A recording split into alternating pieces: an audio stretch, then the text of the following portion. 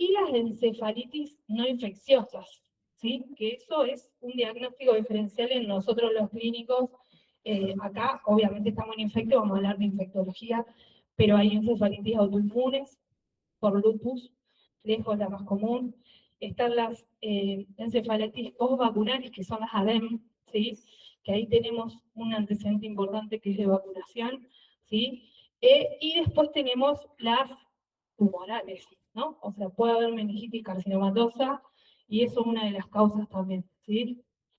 Sepan que no todo es infeccioso. Bueno, entonces, lo más importante que tienen que saber es que esto es una emergencia infectológica, ¿sí?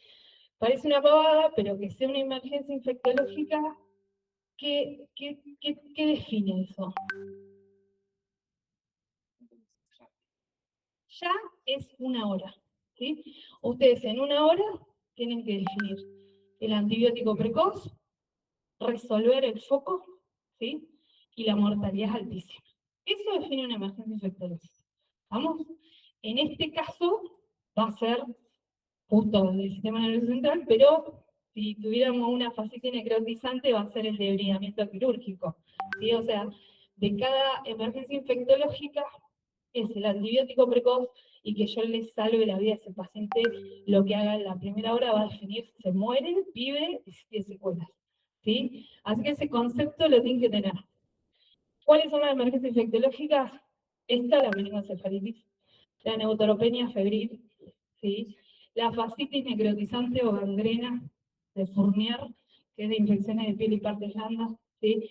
Y el shock séptico, que lo hablamos con neumonía, el shock séptico de cualquier origen, sea infección urinaria complicada o sea una neumonía, pero esas son emergencias infectológicas, ¿sí? O sea, es el ABC. Bien. Bueno, no, pasar atrás. Ahí está. Bueno, las adquiridas en la comunidad y las postneuroquirúrgicas, ¿por qué? Bueno, competentes e inmunosuprimidos era por lo que les decía. Si en inmunosuprimidos yo pienso toxoplasmosis, criptococo, TBC, aspergillus, otras causas, nada que ver, ¿sí? Ahora, en inmunocompetentes, ahora lo vamos a ver, pero es Neisseria, neumococo, difteria, ¿estamos? Bueno, y después las postquirúrgicas, ¿por qué? Porque yo, cuando tengo una meningitis postquirúrgica, lo que me define es el lactato líquido cefalorraquídeo. Ahí no me sirve ni la celularidad ni la glucosa, ¿sí? Se mide el lactato para ver si tengo una infección, y obviamente el directo y cultivo, ¿sí? O sea, el físico-químico y la celularidad ahí no me importa, porque ya está lateral, el paciente está operado, ¿sí? Por ejemplo, no sé, un hematoma subdural, le hacen la craneectomía, drenan el hematoma y hacen una infección por estafilio, es re común, ¿sí? Ahí yo, líquido, no me sirve el lactato, ¿sí? Bien. Y después las meningitis asépticas, yo ahí les puse meningitis que responden a corticoides porque son las autoinmunes, pero pueden ser pacientes que venían con antibióticos, ¿sí? Obviamente, o las virales, ¿sí? Bien, dale. Bueno, acá está la gran diferencia que les decía, ¿sí? La meningitis es la inflamación del espacio subaracnoideo. Entonces el paciente tiene cefalea, fiebre, vómitos, fotofobias, muy claro, no pueden ver la luz, o sea, van a venir con una toalla que tape la luz, ¿sí? Pero eso me va a hablar de meningitis. No siempre tiene alteraciones de conciencia o puede ser algo muy leve, ¿sí? ¿Estamos? Ahora, si el paciente debuta con alteración de la conciencia, está perdido, está en coma, está confuso, eso es una encefalitis. Y la causa es diferente y el pronóstico es diferente, ¿sí? Entonces, lo que define una encefalitis es la alteración de la conciencia. Obviamente que hay meningoencefalitis, entonces yo voy a tener un cuadro mix.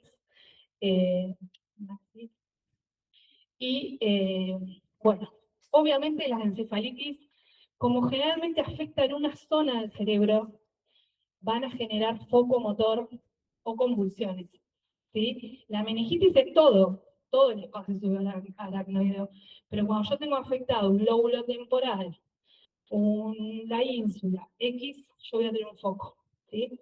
Foco motor o voy a tener convulsiones. Y acá estamos hablando de herpes, sobre todo, encefalitis herpética. mal pronóstico, muchas secuelas, ¿sí? Entonces mi ojo define si ese paciente va a ser una demencia o no, así de sencillo, ¿sí? En el primer día. Bueno, así que obviamente que las dos ponen en riesgo su vida, son una emergencia, las dos se nos pueden morir, ¿sí? Pero bueno, la secuela del herpes es bastante brava. La otra, si la tratás, generalmente andan bien, ¿sí? Bueno, la viral, generalmente las encefalitis, las meningitis virales pasan inadvertidas, son parte de un cuadro gripal con mucho dolor de cabeza y son benignas. La mayoría no tiene tratamiento, ¿sí?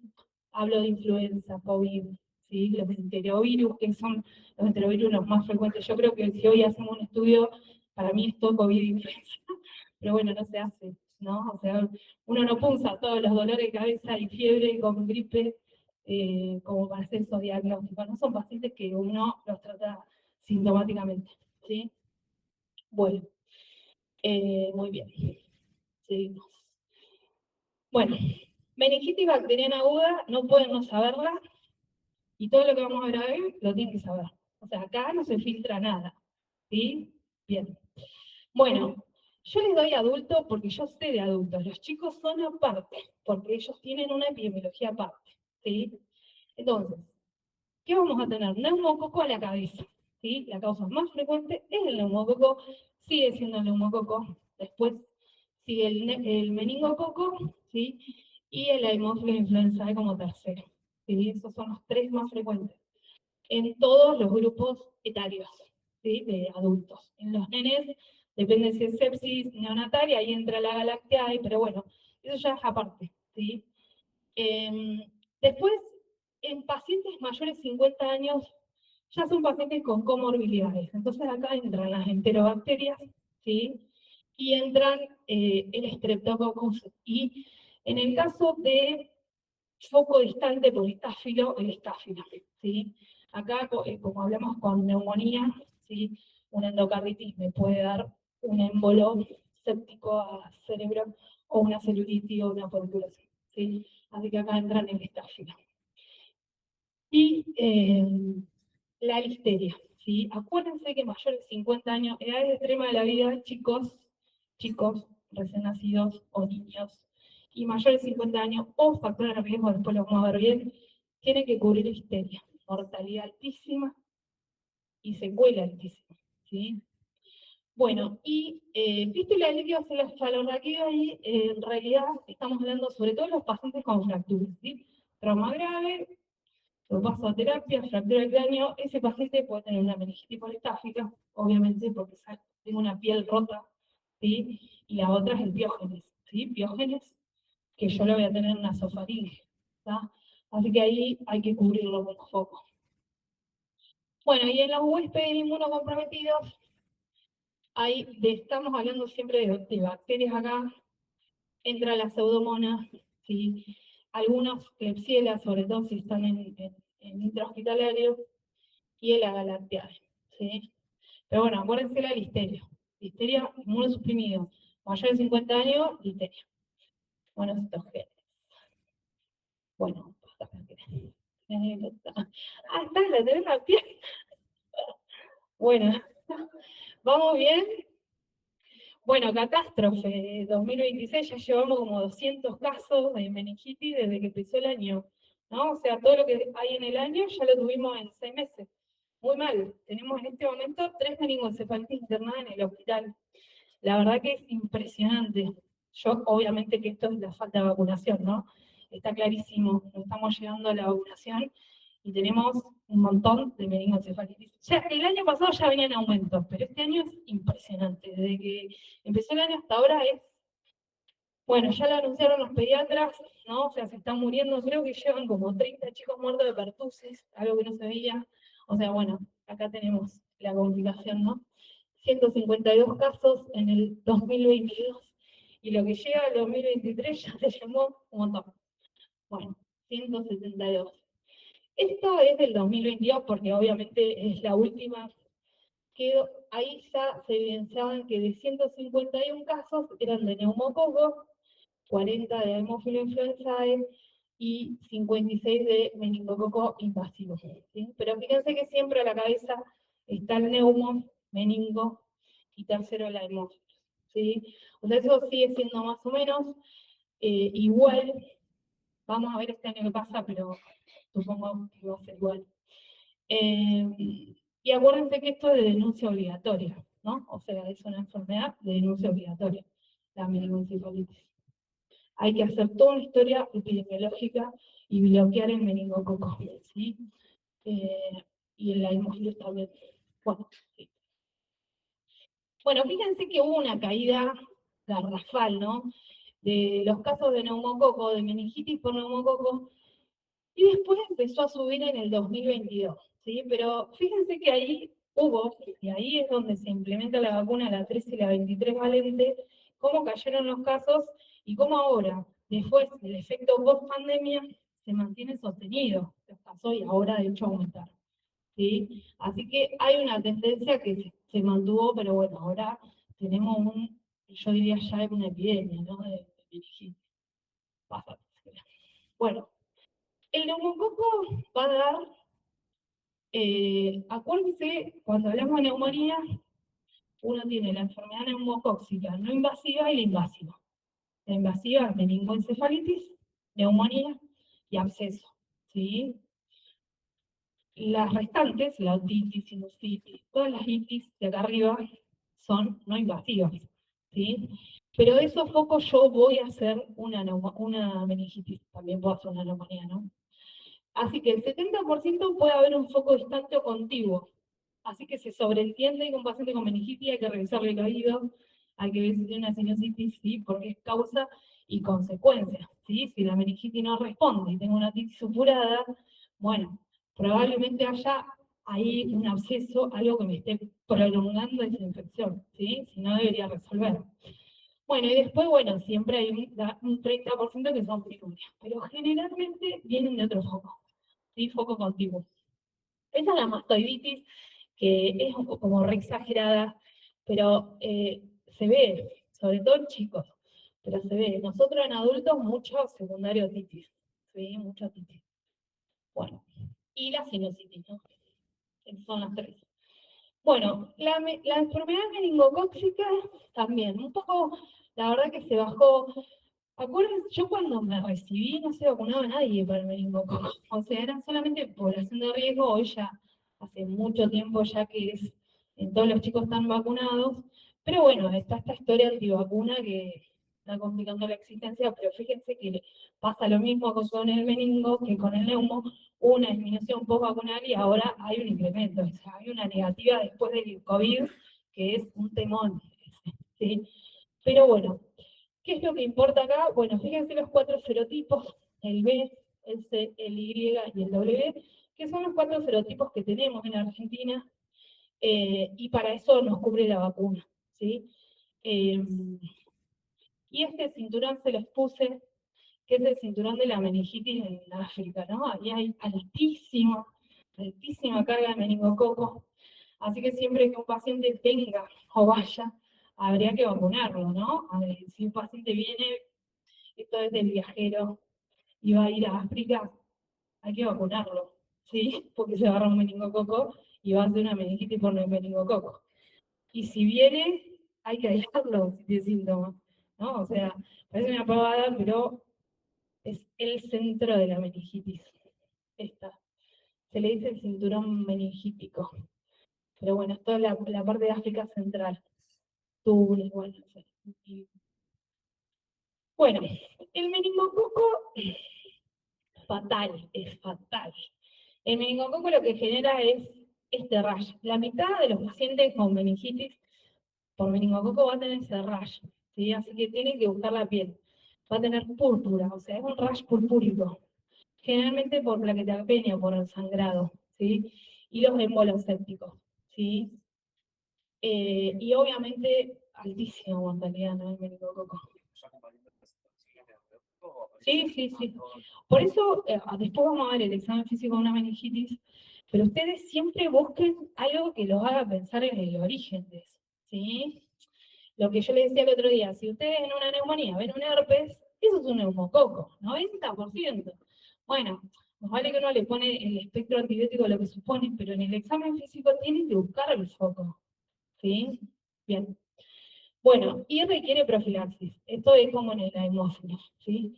No es como el neumococo, que no pasa nada. Yo acá tengo que hacer profilaxis a los contactos estrechos, ¿sí? Bueno, seguir. Bueno, el hemófilo entonces dijimos es el tercero en frecuencia, ¿sí? Eh, a fines de los 90, etapa pre-vacuna, fíjense, 400 casos, ¿no? Un montón. Y después disminuyó casi al 90%, hubo un brote en el 2015, pero bueno, ya ahora hay muy pocos casos, ¿sí? 40 en la última incidencia del 2022, 40 casos. O sea, fíjense, de casi 400 a 40 hay una diferencia, ¿no? Bueno, la hemófilos es con la quíntuple, se dan los chicos, ¿sí? Así que bueno, ya tenemos medio, todos nosotros estaríamos, digamos, vacunados. Pero bueno, el tema es ver los pacientes más viejitos, ¿no? Que hay que vacunarlos para influenza, si es que, para hemófilos, si es que no tienen la vacuna, ¿no? Y listeria, se las pongo porque obviamente es la cuarta, ¿no? Acuérdense, mayor de 50, inmunosuprimidos, ahí están. HIV, SIDA, obviamente hay que pensar en listeria. Trasplante de órganos sólidos, todo inmunosuprimido, corticoides, con inmunoterapia, con quimio, ¿sí? Todo eso hay que pensar y directamente tratarlo, ¿sí? Hasta tener resultados de los cultivos. Diabetes, cirrosis, cáncer y el embarazo, ¿sí? Bueno, esto es una zoonosis, es una transmisión alimentaria, ¿sí? Y generalmente se da por embutidos, leche, verduras, lechuga mal lavada, ¿sí? Se contamina. Hay una forma gastrointestinal que básicamente tiene colonización y nada más, no tiene ninguna clínica, pero sí puede tener una gastroenteritis, ¿sí?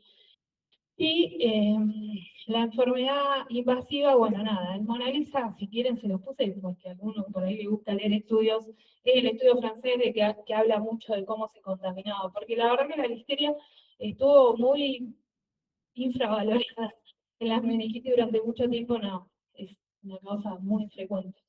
Bueno, y lo que tiene de característica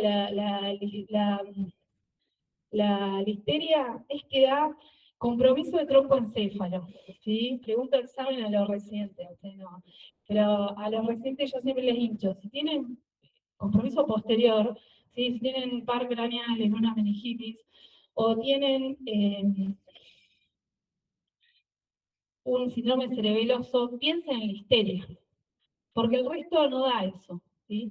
Pero esto sí da una romboencefalitis, ¿sí? Bueno, Bueno, tiene un pésimo pronóstico la listeria, la verdad que tiene una altísima mortalidad y tiene muchas secuelas, ¿sí? Si no lo tratan a tiempo, si ustedes lo empiezan a tratar a tiempo, hay menos chance, ¿sí? Bueno, ¿cuál es la fisiopatogenia? Primero, fíjense que no genera cualquiera meningitis. Yo le digo el caballo de Troya. Son las bacterias capsuladas, ¿sí? La cápsula hace que los macrófagos no los reconozcan, entonces suben al cerebro como quieren.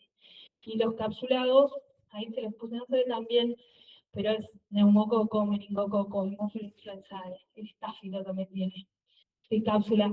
Así que eso hace que no se reconozca y yo de una aportación nasofaringia tengo la meningitis, ¿sí?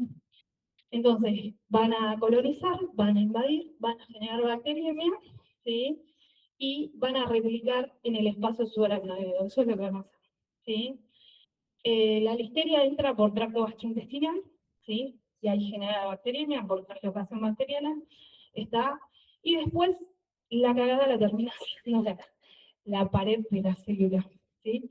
Ahí liberan las lipoproteínas, los lipopolisacáridos de la pared, entonces son gran positivo o gran negativo, ¿sí? Y eso va a generar toda la inflamación de macrófago, invasión vascular, y eso lo que va a generar es la hidrocefalia por el edema intersticial que va a generar, el edema que genera la inflamación en cualquier lado, ¿sí?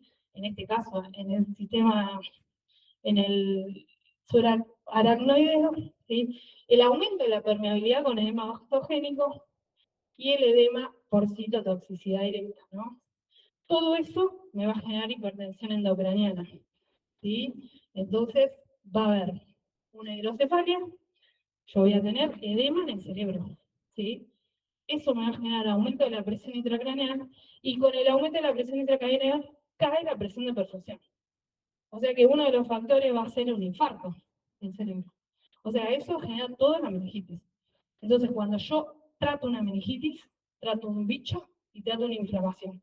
Si yo no trato esas dos cosas y no tengo en mi cabeza que tengo que darle el corticoide 30 minutos antes de poner el antibiótico, yo estoy tratando mal una meningitis, porque los mata el bicho y los mata la inflamación. ¿Sí? ¿Estamos? Bueno, por eso puse la Dexa, y creo que no sé. Ah, igual la tinta. Bien. Y eso es un círculo vicioso, ¿no? O sea, hasta que yo no resuelva una cosa, va a seguir empeorando. Bueno, entonces, ¿qué es lo que vamos a tener la meningitis? Generalmente el 95% tiene dos síntomas, pero no tiene, por ahí no va a tener todo, ¿sí? Si tiene fiebre y cefalea sin otra cosa, eso es una meningitis, ¿sí? O sea, los cuadros gripales, vos podés no punzarlo, porque es parte de un síndrome gripal. O sea, siempre la gripe, el COVID, tiene dolor de cabeza, es característico, ¿sí? Yo el otro día les decía, la influenza es retroocular, el dolor, un dolor atrás de los ojos, el paciente le duele atrás de los ojos, ¿sí? En cambio el COVID por ahí duele más la cabeza en términos generales, puede tener dolor de nuca, pero tiene síntomas gripales. Acá lo vimos, la meningitis no viene de la gripe, ¿sí? No viene de una gripe, es una cefalea con fiebre, ¿sí? Estamos. Yo digo que esta enfermedad no es para tibios. Vos sos tibio, no es guardia. Porque esto no es para tibio. Vos ves un paciente así, te tenés que punzar, por más que el tipo esté entero. Porque vos se te cruzó en la cabeza que una meningitis. Ya está, no importa si lo punzás de más, no pasa nada. Pero si lo punzaste de menos, estás al horno. Digo que si lo punzas cuando está en coma, al horno, estás como al horno. No hay que esperar que el paciente esté en coma para hacer una PL, ¿sí? Concepto fundamental, ¿sí? Bueno, y si tiene ausencia de dos o tres, es casi descartado, ¿sí? La rigidez de nuca es que yo no pueda tocar con la pera el pecho, ¿sí? Eso es rigidez de nuca.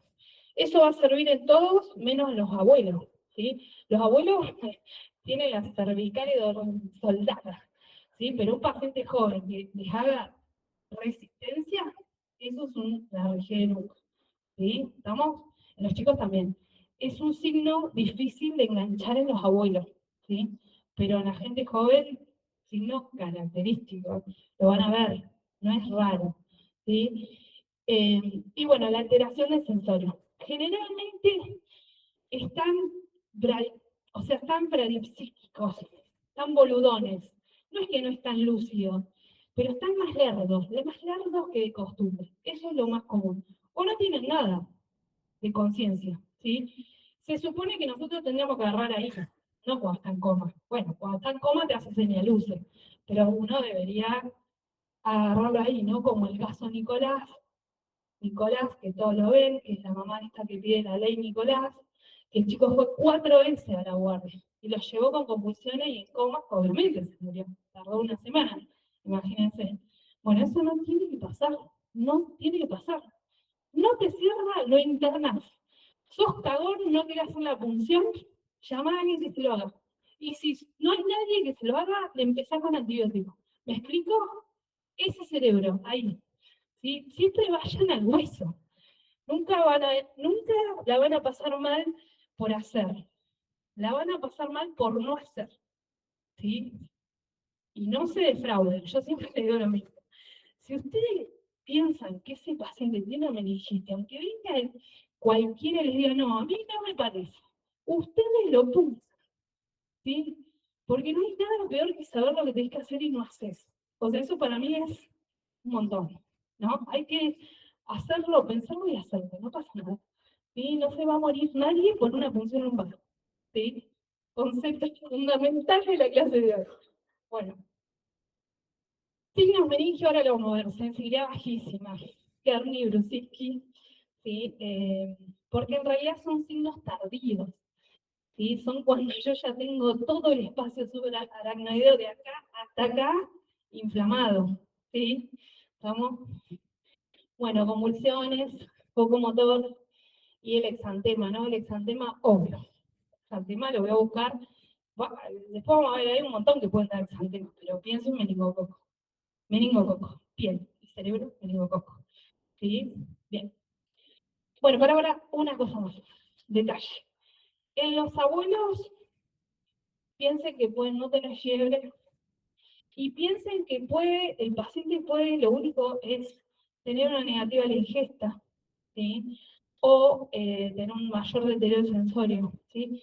Así que si ustedes lo sospechan, porque hay un cambio neurológico que no tiene explicación, hay que pensarlo.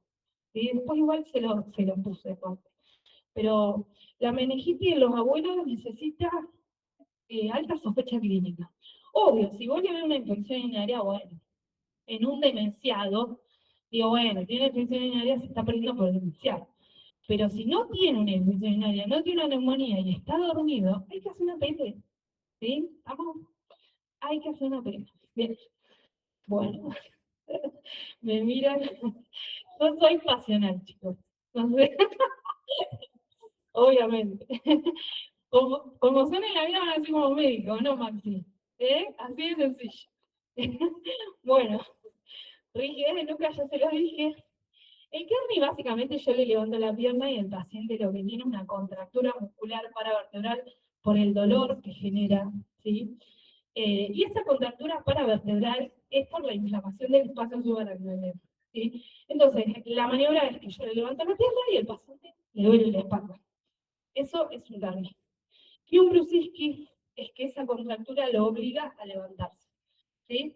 O sea, yo le flexiono el cuello y el paciente flexiona las piernas, ¿sí? Porque esa contractura hace que se contraigan los flexores de la pelvis. ¿Estamos? Bueno, y esto se lo puse 3 veces, es la piel del meningococo, ¿sí? Las petequias, ¿sí? Bueno, meningococo, mortalidad altísima.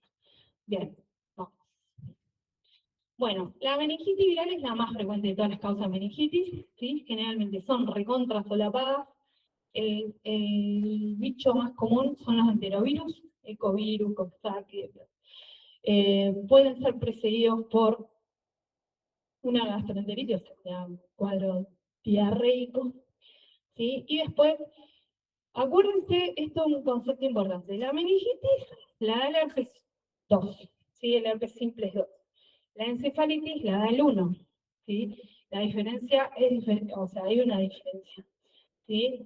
Después, bueno, obviamente el dengue, ¿sí? Es compromiso, da compromiso meningio. La prima infección por HIV también, ¿sí? Y después, el virus de la varicela zoster generalmente da más encefalitis que meningitis, ¿sí? Y el virus de la parotiditis, obvio, ¿sí? También causa de parotiditis y de meningoencefalitis a repetición, en un paciente que puede tener más de una, ¿sí? Bueno, citomegalo, eso del inmunosuprimido, ¿sí? Y da más encefalitis que meningitis. Pero bueno, todas pueden causar meningitis. ¿Sí? Bueno, vamos. Bueno, la encefalitis, cuadro también, otro. ¿Sí? Les decía hoy, se lo vuelvo a decir, acá lo que domina es el deterioro de la conciencia. Lo que domina el cuadro es el deterioro de la conciencia. Confuso, excitado, o en coma, o estuporoso. Pero acá el problema es el nivel de la conciencia. ¿Sí? Estamos convulsiones y foco motor. Eso es lo que me define una encefalitis. ¿Sí? Bien. La causa más frecuente es el herpes. El 90% va a ser el herpes simplex 1. ¿Sí? Después viene la varicela zoster, ¿sí? Así que queda sobreentendido que hay que mirar la piel y ver si tiene el zoster, ¿sí? A veces lo tiene y a veces no, pero bueno, si lo tiene, pienso en varicela. Ahí igual no hay mucha historia porque el tratamiento va a ser el mismo, va a ser ciclovir, ¿sí? Pero bueno, es diferente por el pronóstico. La encefalitis por varicela no es tan compleja o no tiene tan mal pronóstico como la encefalitis diabética. Bueno, la rabia, bueno, el enterovirus, que ya les dije, es la causa más frecuente de meningitis, y bueno, es la cuarta para encefalitis virales. Y la rabia, que gracias a Dios no vemos rabia, la verdad que no se ve, pero bueno, ¿qué otro síntoma va a tener la rabia? Hidrofobia, ¿no? Capítulo de Doctor House, que ella le da el agua así, la paciencia. Bueno, ahí está, hidrofobia, tifobia al agua, ¿sí? Espasmo laríngeo, otra cosa. Bueno, sarampión, no lo vemos en adultos nosotros, gracias a Dios, las vacunas, pero chicos sí, ¿sí? Bueno, y la influenza también. La verdad que vimos mucha encefalitis viral en COVID también. Acá no está, pero vimos bastante encefalitis viral en COVID. Un bajón no tiene tratamiento. Creo que uno o dos se murieron por encefalitis. Pero bueno, difícil.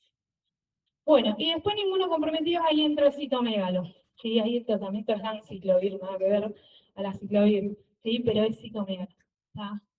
Bueno, y después acuérdense de las encefalitis autoinmunes, las postinfecciosas, el ADEM.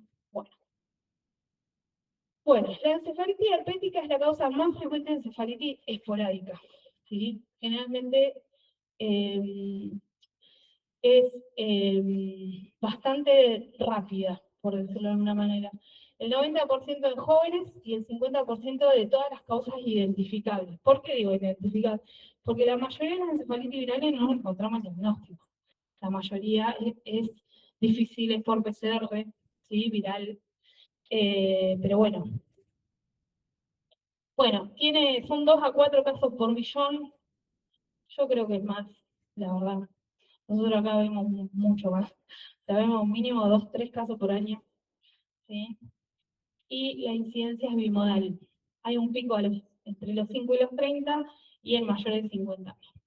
La mayoría va a ser la reactivación del virus. ¿Sí? Hay un 30% que es primo de infección, pero la mayoría son reactivación latente del virus, ¿sí? Que estimula y va por el sistema nervioso al cerebro. ¿Sí? Bueno, vía axonal retrógrada puede ser por biopatógeno, pero generalmente es por reactivación y a nivel, digamos, neurológico. Bueno, le encantan los lóbulos temporales. Le encantan los lóbulos temporales. Así que la resonancia va a ser definitoria. Bien. Bueno, entonces, ¿qué va a tener? Fiebre, alteración de la conciencia casi en el 100%. ¿Sí? Cefalea, desorientación, bueno, convulsiones. ¿Sí? ¿Cuál es la secuela de la demencia? Demencia, le queda un trastorno cognitivo impresionante. ¿Sí? Bueno, obviamente trastorno del lenguaje, déficit focal, convulsiones, obvio, puede quedar epilépticos. Sí. Bueno, entonces, acá yo les puse el examen físico porque en general a veces no es tan marcada la diferencia entre una cefalitis y una meningitis, y por eso el examen físico pensamos en todo lo que hablamos recién. ¿Sí? Entonces, lo primero es ver si tiene enfermedades previas o inmunocompromiso, porque ahí me cambia mucho el tratamiento empírico. ¿Sí? Sobre todo si es HIV, si es trasplantado, lo que hablamos hoy, ¿sí? Trasplantado o quimio, ¿sí? Los pródromos, ¿sí? Si tiene una diarrea previa, generalmente eso va a ser una meningitis, una encefalitis por virus, un enterovirus, eso es lo más frecuente, ¿sí? Erupción cutánea, ya les dije, obviamente, buscar meningo, ¿sí? Inmunizaciones previas fundamentales, ¿sí? Saber si está vacunado o no. Porque la enfermedad invasiva por neumococo es muy raro en un paciente no vacunado. Rarísimo. ¿Sí? Ya como medio, no digo que la descarta, pero es raro, es raro. ¿Sí? Bueno, la otra, zonas endémicas, arbovirus. Nosotros tuvimos una encefalitis de San Luis, que es de la Mesopotamia, ¿sí? Así que hay que pensar mucho en eso. Por ahí nos sirve mucho la epidemiología, ¿sí? Por ejemplo, no sé, mañana hay un brote de dengue en provincia de Buenos Aires, yo ya sé que voy a tener meningitis por dengue, ¿sí? Por ejemplo. ¿Eh? Bueno, y el meningococo también, lo que dije, si viene de África. ¿Eh? Bueno, mordedor animal, obvio, la rabia, los roedores, nada. A mí me tomaban las infecciones por garrapatas que se dan en Estados Unidos, pero una parálisis flácida ascendente, ¿sí? Nada que ver. Nada, rarísimo que lo vean, pero sí, hay enfermedades con picadura de garrapata que dan meningitis, ¿sí? Bueno, después contacto con niños. Obvio, los niños tienen neumo y meningo y hemófilo, ¿sí? O sea, claramente. Y bueno, obviamente la HIV. Estacionalidad de verano y primavera, los enterovirus, el dengue, ¿no? Los arbovirus, los flavi. Y bueno, las situaciones medio obvio, obvio, medio que no define todo. Bueno, el examen neurológico completo es estado de conciencia, pares craneales, ¿sí? Sistema motor sensitivo. Estamos, pero siempre buscar el foco concomitante. Buscar neumonía, buscar otitis, buscar sinusitis, ¿sí? Erupción por herpes zóster, ¿sí? Buscar las ampollas que sean en el dermatoma, ¿sí? La vacuna del herpes no entra en calendario de vacunación y es carísima. Entonces la mayoría de los pacientes, acuérdense que tienen indicación a partir de los 50 años, pero la mayoría no están vacunados. ¿Sí? Están vacunados los pacientes con factores de riesgo que sean trasplantados con corticoides, pero el zóster es una causa bastante, es re común la culebrilla, o sea, no es algo raro de ver. ¿Sí? Genera una neuralgia post-herpética, un dolor que es bastante incapacitante, el paciente que cuesta sacárselo, pero bueno, es muy común. Bueno, úlceras bucales porque generalmente la encefalitis, que es por herpes simple uno, va a tener las lesiones en la boca, o el herpes del labio, o va a tener las úlceras de la boca. ¿Sí? ¿Estamos? Obviamente lo mismo va a pasar con el herpes 2, las lesiones genitales. ¿Sí? Bueno, la parotiditis, eso ya es más en chicos, la parálisis flácida, y acá yo le puse detalle clínico, ¿sí? Yo soy clínica, ¿qué voy a hacer? Bueno, la ataxia generalmente lo da la varicela zoster porque genera una cerebelitis y genera inflamación del cerebelo. Lo mismo el Epstein-Barr, ¿sí? El Epstein-Barr va a dar una mononucleosis, entonces el paciente va a tener, salvo que sea reactivación, que también puede ser reactivación, ¿sí?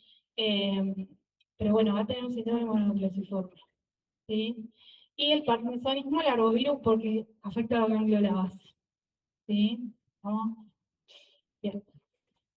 Bueno, entonces, ¿qué voy a buscar yo? Cuando yo diagnostico una meningitis, lo primero que me interesa saber es si voy a tener contraindicada la PL y eso es el coagulograma.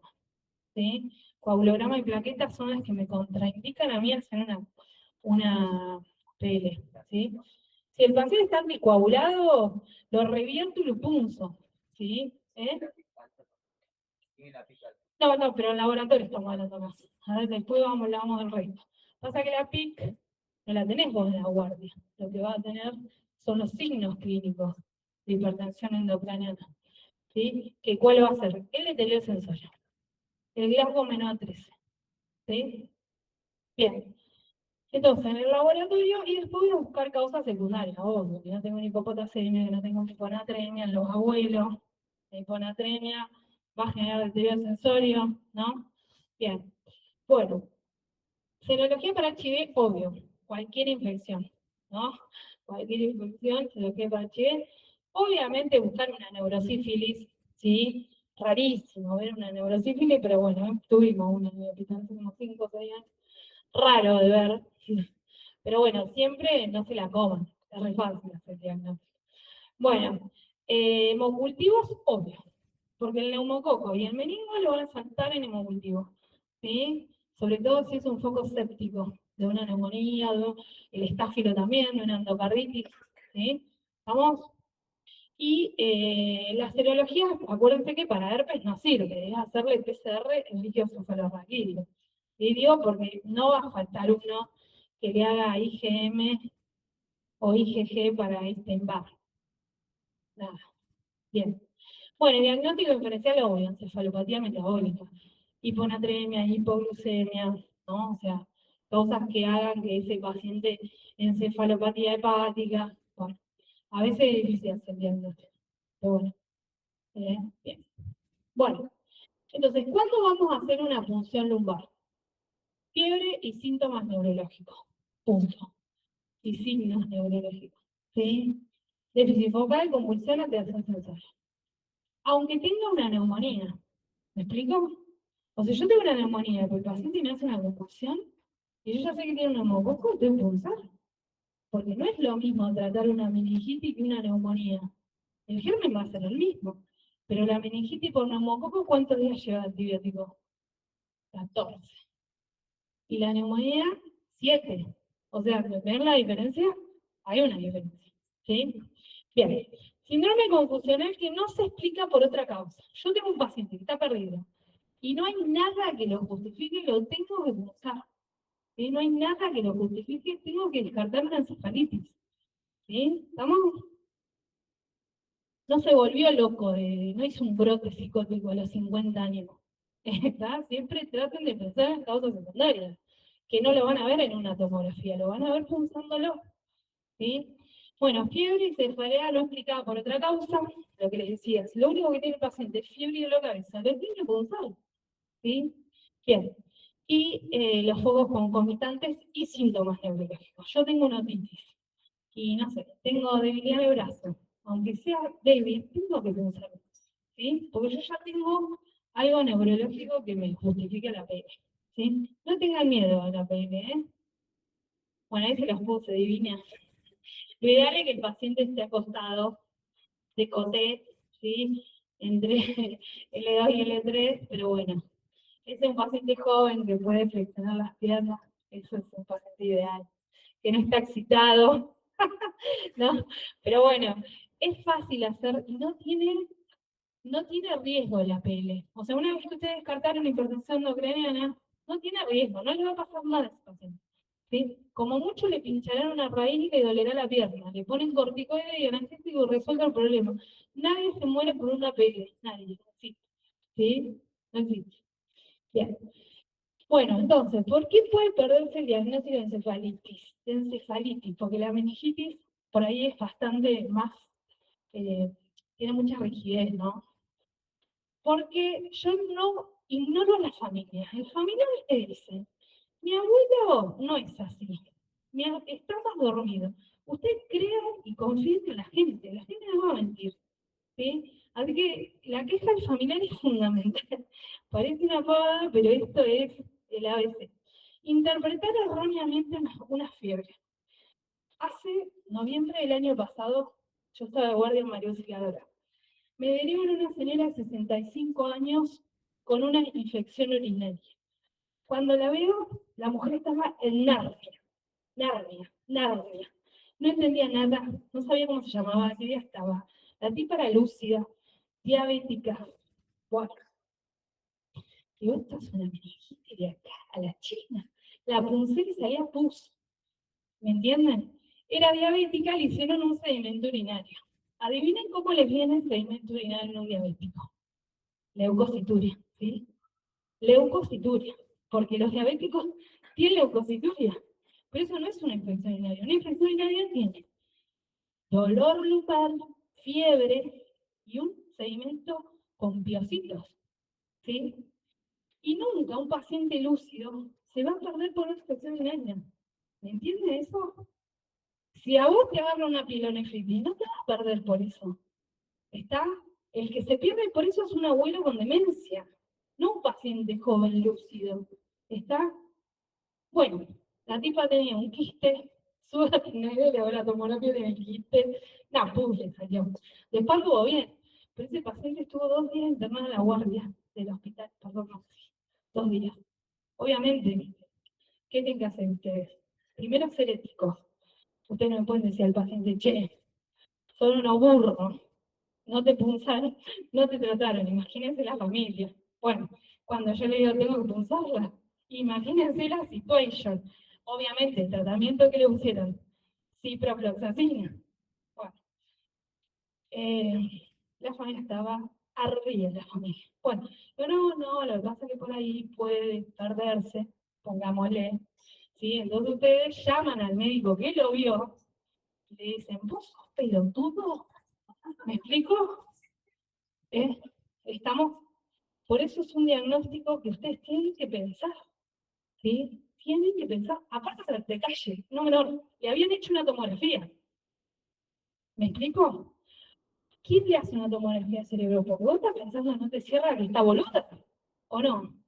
Usted no hace una tomografía de cerebro en una infección urinaria, ¿sí o no? Estamos todos de acuerdo. Nadie le hace una tomografía de cerebro en una infección urinaria. Bueno, se le hicieron y le dieron el kit, o sea, es un montón, ¿no? Es un montón.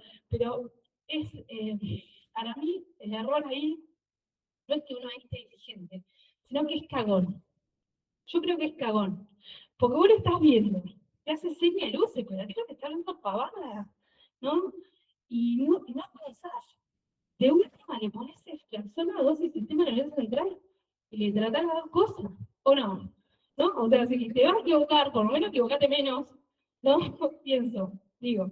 Bueno, por eso le digo que las meningitis, yo diría que es una de las causas más comunes de error médico, ¿sí? Y el error médico pasa a ser cagón, está en no punzarlo, no sé por qué hay como un miedo, se lo digo porque es así, no me miren así, es así, no los punza, no sé por qué. Bueno, pero es así. Bueno, la otra cosa importante, el tipo se drogó o se mamó, pero tiene fiebre y está excitado, lo tiene que punzar. Ustedes no asuman que el tipo se tomó 5 Fernet y habla va por eso. Si tiene fiebre, tienen que punzarlo. Porque el borracho se puede dar una meningitis, o sea, ¿me explico a lo que voy? Lo mismo hacerle una tomografía, eso se los digo como médica de guardia de 1000 años. Ustedes siempre descarten lo grave, la hemorragia subaracnoidea, y descarten la meningitis. Si tiene fiebre, la meningitis, ¿no?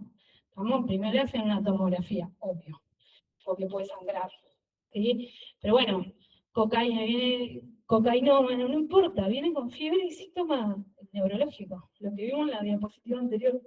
¿Estamos? Después no tiene nada, ya, ¿sí? Pero háganlo, ¿sí? Bueno. No estudiar adecuadamente el paciente con fiebre y convulsiones. Le bajo la fiebre, le hago la tomografía y ya está. No, hay que punzar. ¿Sí?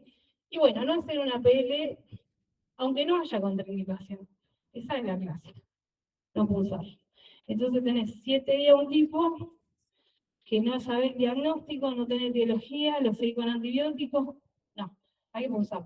Eso pasa mucho en los pueblos, ¿no? Pero no están acostumbrados a hacer PL, entonces no es el diagnóstico. Estamos mejor una PL más que de menos. Eso es lo que se tiene que llevar hoy a su casa.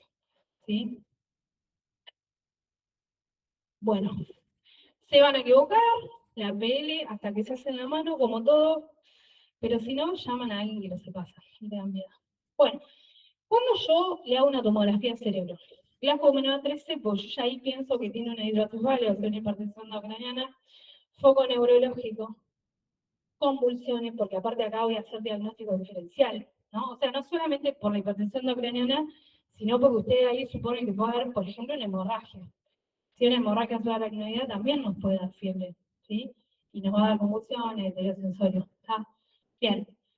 Edema de papila, bueno, ojalá, pero nadie hace un fondo de ojo en la guardia. O sea, está bueno ni ponerlo, pero la verdad que nadie anda con un oftalmoscopio en la guardia. No había nadie, no existe eso. ¿Sí? Así que ustedes le hacen una tomografía si tiene cualquiera del resto. Para que tenga edema de papila tiene hipertensión endocraniana y sí o sí va a tener un Glasgow menos 3. Eso ya se lo aclaro. ¿Sí? Inmunocompromiso, obvio, porque yo ahí entra toxoplasma, entra criptococo. Y la imagen de ellos es bastante típica. ¿Sí? Bueno, y después antecedente de cualquier malformación del sistema nervioso central, ¿no? Pues si tiene una malformación del sistema nervioso central, uno que lo puede predisponer, y segundo, si yo encuentro un tumor de base cráneo, debo llamar al neurocirujano, porque lo puedo clavar a ese paciente, ¿no? Cuando lo pulso. Bien, fíjense lo que me define. Uno es el infarto. Obviamente que el diagnóstico diferencial puede ser una ACV, ¿sí? Raro que una ACV de fiebre. Pero bueno, sobre todo en abuelos, ¿no? Que no tienen fiebre. Los abuelos no tienen fiebre. ¿Sí? El otro es la hidrocefalia, que es lo que voy a ir a buscar como signo de hipertensión endocraniana. ¿Sí? El absceso cerebral, que después lo vamos a ver, fíjense cómo, si yo pienso en absceso cerebral porque tiene un foco, lo que sea, la tomografía la tengo que hacer con contraste, ¿sí? Y el contraste realza en anillo, fíjense que el realce es periférico, o sea, se pone blanco lo de afuera, ¿sí? El absceso ustedes lo van a ver negro, como si fuera una CB, pero cuando le pasan contraste, ven como marca el anillo, ¿sí? Y bueno, obviamente el edema cerebral difuso, ¿sí? Bien.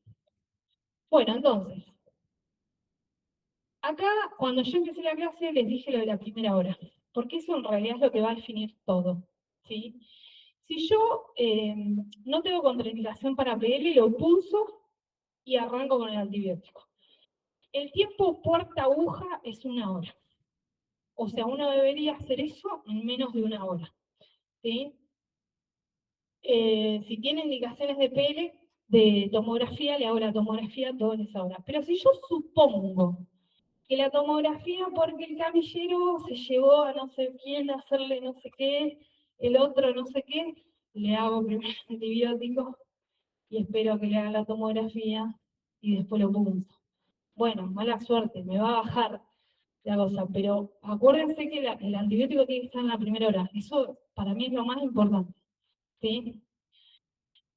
Por eso les digo lo de los 60 minutos, ¿sí? Si yo prevé una demora de más de 60 minutos en hacerle la tomografía y el paciente tiene indicación de tomografía, yo no puedo punzar ante la tomografía, pero arranquen con el antibiótico, ¿sí? ¿Estamos?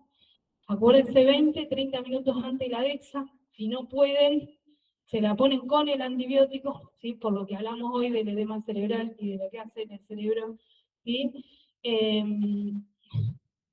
Y bueno, y después lo punto. Después si la tomo, si ya le descartaron la hipertensión endocrinal, lo punto. ¿Vamos? Bien. Ahora, si los hemocultivos también, o sea, se supone, vos en el momento que entra el paciente haces todo, ¿no? Hemocultivo, laboratorio, todo. Bien. Eh, bueno, ya se los dije. Y si no le hacen la tomografía, pero acuérdense los 60 minutos. Y lo más importante es el antibiótico y el antiviral, obvio. En una encefalitis, el antiviral. Aciclovir y antibióticos y la EXA. ¿Sí? Bien. Bueno, ¿vamos bien? Bien. Bueno, si tiene una lesión ocupante de espacio, ¿sí? Yo ahí ya tengo el abordaje de un absceso cerebral. No, ahí puedo punzarlo, pero yo ya tengo que hablar con el neurocirujano porque lo más probable es que tenga que drenarlo. Después lo vamos a ver, con más de 2,5 cm directamente se drena el absceso, ¿sí? Pero puedo hacer una pele, no es que no puedo hacer una pele en un absceso cerebral, ¿sí? ¿Vamos? Pero bueno, ya es el abordaje de un absceso cerebral, ¿sí? Bien, entonces, si yo cuando lo punzo ya saco un líquido turbio, eso es una meningitis bacteriana, y se terminó la historia. Después esperaré el cultivo y todo, pero las meningitis bacterianas son el líquido turbio, o sale pus directamente, pero es turbio el líquido. Acuérdense que el líquido cefalorraquídeo, ¿cómo es? Esto, el agua. Uy, tiré agua. Es el agua, ¿sí? Si no es como el agua, está mal, ¿sí? ¿Estamos? Cristal de rojo, transparente. ¿Sí? Bien, ahora si es líquido claro, yo ya ahí pienso. Viral, o que sea una meningitis decapitada, que le hayan dado antibióticos y que limpió bastante. Igual tarda una semana en limpiar el físico-químico, ¿sí? Pero generalmente son virales. La listeria da líquido claro, ¿sí? Es una de las meningitis bacterianas que da líquido claro. Eh, y bueno, obviamente TBC y cripto, ¿no? Son todas las meningitis de líquido claro. Pero fíjense que con una punción pueden definir bastante. La presión de apertura, esto es un detalle muy clínico, pero bueno, las meningitis bacterianas van a tener presión de apertura alta. ¿Qué es eso? Yo lo pulso, le pongo la llave 3 días y hago la línea como hacemos la PVC, ¿sí? Para tener la presión menos central, y yo mido cómo la columna de líquido cefalorraquídeo crece, ¿sí? Lo normal es 5, 7. Bueno, el criptococo llega a 20, 25. ¿Sí? Obviamente que ese paciente tiene hipertensión endocrinal, de hecho, generalmente mejora con la punción. Entonces son cefaleas que mejoran con la punción. Entonces ustedes le drenan un poco, de paso lo mandan a analizar y le dejan entre 5 y 7 centímetros. ¿Sí? Vamos. ¿Eh? ¿Cuál micótica? ¿La del No, generalmente no. No, la del criptococo. el criptococo. Porque micótica puede ser cándida, y la cándida no da infección endocraniana. El aspergillus tampoco, ¿eh? Pero el cripto es impresionante, la hipertensión endocraniana que da era mucha punción de. Por eso les digo, el criptococo, que es una micótica, ¿no? O sea, cuando hablamos de micótica hablamos de cripto, que es la más común, pero no todas las micóticas, el cripto. De hecho, el tratamiento del criptococo va a ser PL. Generalmente al tercer día lo tenés que usar, o a veces lo tenés que usar todos los días, ¿sí? Hasta que responda al tratamiento. Y si no responde, es válvula de derivación ventriculoperitoneal. O sea, si queda con una hidrocefalia, el neurocirujano tiene que poner una válvula que le deriva el líquido sexual rápido de acá al peritoneo. ¿Sí? Pero generalmente cuando son infecciosas, se espera que eso mejore con el antibiótico o el cripto con el antimicótico. ¿Vamos? ¿Sí? Bien. Pero el que más te sube es el cripto. El resto, sobre todo las bacterianas, se van a dejar en 18, en 15. ¿Sí? Generalmente 18. Bien. Bueno, acá igual se los puse. Menos de 18 milímetros eso. Bueno, el aspecto cristal de roca, esto es lo normal. ¿Sí? Entre 5 y 10 es un flujo. Entre 5 y 10 es un flujo. Las bacterianas generan más de 1000. ¿Sí? Son 1000 blancos, 1000 leucocitos, a predominio polimorfo. La glucosa es menor a 50, o sea, la bacteria se mastica el azúcar. ¿Sí? No es un 50, no, tiene 30, 28, ¿sí? De glucosa. La relación entre la glucosa del plasma y la glucosa del líquido cefalorraquídeo es más de la mitad, ¿sí? O sea, tiene que caer a la mitad. O sea, tiene 100 en plasma y 40 en líquido cefalorraquídeo. ¿Sí? Siempre es muy, muy baja la glucosa es bastante lo que lo define. ¿Sí? Y bueno, lo más importante es que el bacteriólogo se levante a la noche y se mire en el microscopio con gram, ¿sí? A ver si hay gram positivo o gram negativo. ¿Sí? O sea, el análisis de líquido cefalorraquídeo, yo voy a ver la celularidad, que es lo que les dije, el físico-químico, ¿sí? Y el bacteriólogo en las primeras 2 horas me debería decir a mí si tiene un gram positivo o un gram negativo. ¿Sí? Eso en Argentina no pasa. Bien pasó en Capital. Pero bueno, no hay bacteriólogos de guardia activa. Generalmente vienen a la mañana hasta las 2 o 3 de la tarde, entonces lo van a ver al otro día de la mañana. ¿Sí? ¿Vamos? Pero sepan que en el hospital de Capital sí, pero nosotros acá, si no cayó la meningitis a la mañana y lo punzaste a la mañana, no te da resultados hasta el otro día. ¿Sí? Pero cuando hablamos de directo, hablamos de eso, en cualquier líquido, no solamente acá. ¿Sí? Pero bueno, medio que acá nos define la torta, ¿no? Igual el tratamiento le ponen para todo, pero bueno. No es que ustedes le van a sacar la ampicilina porque vino gran positivo, nada. Van a esperar contigo. Pero bueno, es una forma de que yo piense, ¿no? En mi germen. Bueno, entonces eso va a ser para bacteriana. Para viral, fíjense que es menos de 1000, o sea que generalmente entre 5 y 500, ¿sí? Es a predominio mononuclear.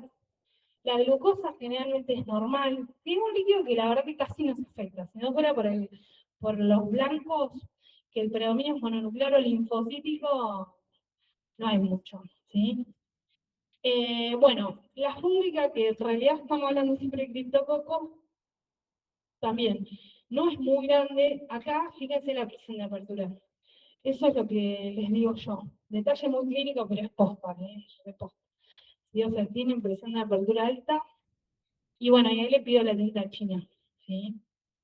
Y después la TBC, que la TBC es un limbo, digamos, entre las dos, entre la viral y la bacteriana, ¿sí? Entre 100 y 1000. La glucosa va a estar baja, eso siempre, en cualquier líquido de la TBC es una bacteria, le encanta el azúcar, así que en eso va a ser como la bacteriana, pero el predominio va a ser mononuclear. Porque la tinta china hace, tiñe el criptococo. Entonces lo ve la bacterióloga. ¿Sí?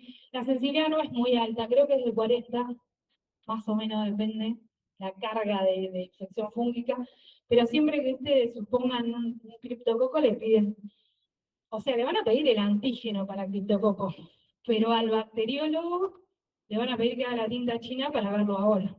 Si ya te da con tinta china positiva, que lo pinta el hongo, ya es el diagnóstico de criptococo, porque eso no lo da ningún otro bicho. ¿Sí? ¿Vamos? Bueno, bien. Y el Ciel Nielsen es re difícil. Tenemos que hacer PCR para TBC, ¿sí? No existe el Ciel Nielsen. O sea, enganchar el vacilo en el líquido cefalorraquídeo es como el peritoneal o pleural puros, el mago man. O sea, es PCR, ¿sí? Vamos, PCR. Bien. Bueno, entonces, ¿qué voy a hacer? Primero, saco 3 frascos sí o sí, o sea, en realidad son 4. El cuarto frasco le digo al bacteriólogo que lo guarde, porque cuando termine de pensar después, seguramente le vamos a pedir otra cosa, ¿sí? Es una pavada, pero a veces te da todo negativo, decir, no, pará, guardate ese líquido que fue el primero y vamos a ver si pedimos tal cosa, ¿sí? ¿Estamos?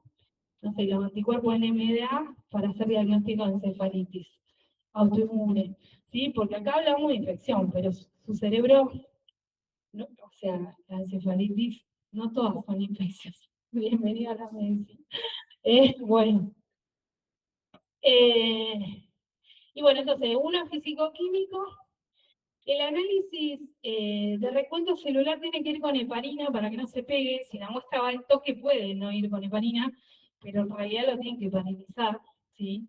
La mayoría de las veces. Porque hasta que se levanta la química y el tubito, se le pegó todo. Polimorfo, todo. Bueno, el microscopio directo es el segundo frasco y el tercero es para biología molecular, que es para derivar, ¿sí? Bueno, inmunosuprimido, ahí yo tengo que pedir el antígeno criptococo, directamente PCR, igual piden si el Nielsen, no es que no.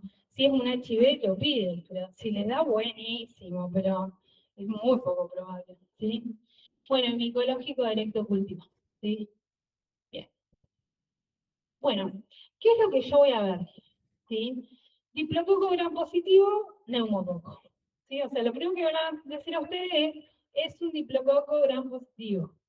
Después con el cultivo le van a decir es un neumococo. Bien. Después, los diplogram negativos es el meningococo, o sea, la Neisseria meningitidis. Siempre acuérdense que las Neisseria, gonorrea o meningococo, se inactiva con el frío, así que nunca tienen que dejar, se los aclaro para siempre, en la heladera, un líquido que ustedes suponen que haya una Neisseria. Y eso es microbiología. ¿Está? Bien. Y después los cocobacilos gram negativos, que es el Haemophilus influenzae. ¿Sí? ¿Estamos? Bueno. Bueno, después se ponen en agar, los 3 se ponen en agar, esos cultivos no importa, son microbiología, nosotros no, pero bueno, sí sepan que el antígeno me sirve si el paciente tomó antibióticos previos, ahí yo pido antígeno, ¿sí? Antígeno en líquido cefalorraquídeo. ¿Estamos?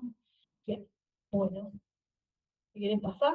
Bueno, y a todos los pacientes les voy a pedir estas 3 cosas, ¿sí? PCR para herpes simple 1 y 2, para virus de varicela zoster, y si tuviéramos enterovirus, nosotros acá no tenemos, pero bueno, habría que pedir, ¿sí?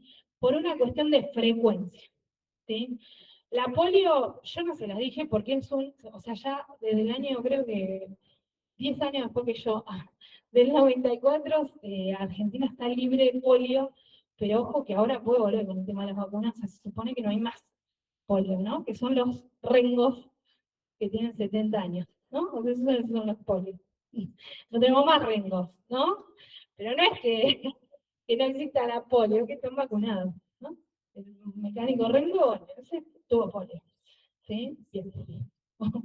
Y después, bueno, si yo pienso por epidemiología que tiene un dengue, le pido PCR para dengue.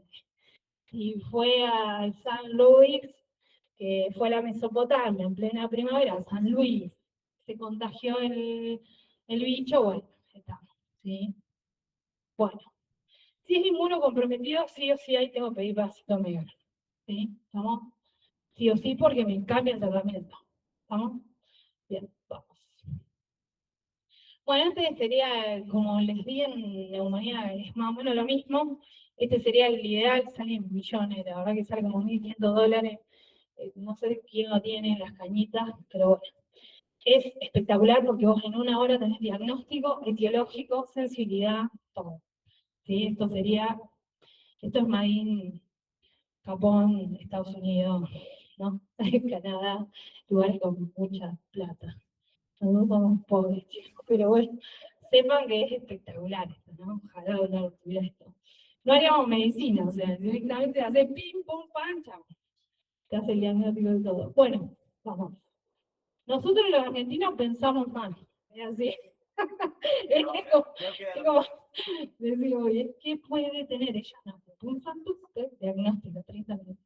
Bueno, el antibiótico, bueno, que haya tenido, esto se lo puse como un detalle no menor, que el paciente haya estado con antibióticos vía oral, sí, vía oral, no endovenosa, me baja un 10% de la sensibilidad en la tinción grama en el directo. O sea que yo le dé antibióticos a ese paciente que vienen de ambulatorio, no estamos hablando ahora, después pasamos endovenoso, ¿sí? Que lo baja casi el 20, ¿sí? Bueno, después el cultivo lo baja un 20. No es tanto, pero es, ¿sí? Pero fíjense que el físico-químico va a permanecer alterado. O sea, yo puedo tener una meningitis decapitada, que el cultivo me dé negativo, pero el físico-químico va a ser de meningitis bacteriana. ¿Sí? Lo que primero baja es los glóbulos blancos, después las proteínas, después la glucosa y por último el lactato. Entonces, cuando yo tengo un paciente con antibióticos, lo que le voy a pedir a ese líquido cefalorraquídeo es el lactato, ¿sí? Que va a ser el último que va a bajar, ¿sí? ¿Estamos? Bueno, y en novenoso, el físico químico va a ser igual al anterior, pero se negativiza rápidamente el gramo. Esa es la gran diferencia, ¿sí? O sea, que cuando yo les decía lo de la hora, sepan que no es lo mismo dar antibiótico antes de pulsarlo que no. Hay que tratar de que no, de que el hospital funcione bien y que yo tenga todo en menos de una hora. Pero si no me queda otra, uno salva la vida. Primero, salvar la vida. ¿Sí? ¿Estamos? Bien.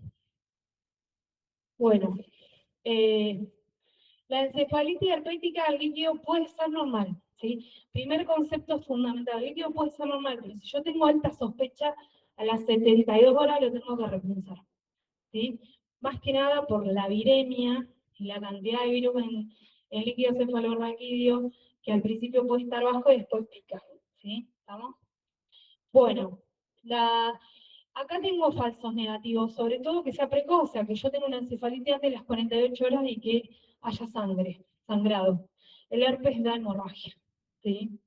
Así que puede darme una hemorragia en ese lugar de encéfalo, ¿sí? Bien, bueno, así que repetir PL y PCR a los 3 a los 5 días, ¿sí? Nosotros en el hospital lo hacemos bastante seguido. Bueno, hasta los 7 días de empezar el tratamiento, puede darme positiva la PCR. O sea, yo tengo bastante margen para pedirlo. ¿Sí?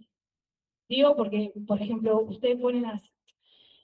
Generalmente no responden porque yo empecé tarde el tratamiento.